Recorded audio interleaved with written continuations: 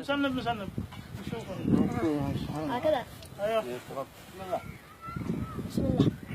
قال ابن خولان بقول الكلام الصح، لا للتحاور وراس الحل فالقراح. كم قد جنحنا علشان اليمن نجنح، قلنا كلام المعفي خير من صياح. لكنها العكس، قاتل لا تبغى تنجح، إذا تبسل فالآخر يبى الذباح.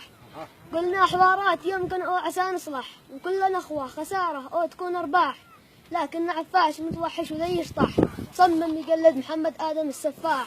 زرعنا قاعده من قبل وتبجح، حتى العصابات سواها على السواح. منحوس يقبل لنا بأفكار ما تصلح، يقضي على ديننا بالسارق المزاح.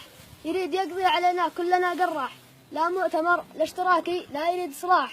الله لا يرحمه بالقدر والمسرح، نسيجا الاجتماعي شلحه شلاح. انظر في أول بداية ما ربيش انجح، بين القبائل عيال العم في صرواح. وهكذا في اليمن كامل جعل يقبح، يأتي على الكل فالمسراح والمرواح. جر القبائل تقاتل كل يوم اشبح، وفي الكهف راقد مفتهن مرتاح. وكل مشعل فتيل الحرب كم يفرح، يرضي بها الفرس ما يأسف على من راح.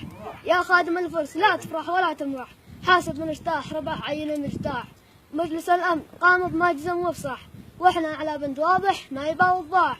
لو ولد الشيخ مندوب الأمم ينصح، إن قد نطق هم ميليشيات ولا اشباح. عمالقتنا اللواء شلوه وش صلح، أتباه يرجع لنا التسليح ذي قد راح. 70 يوم انتهت باقي دبور اقدح، كما بدأنا انتهينا ما سوى المياه. وبان كيمون ننظر كل ما صرح، يبدو قلق عاد شغل القلق يا صاح. في سوريا ما عملتوا والعراق اشصح، وفي فلسطين ما دا صلح ونرتاح. مجلس مراوغ ولا في أي حل أفلاح، ما دا سوى الخدع والتحريف والصياح. سلامتكم.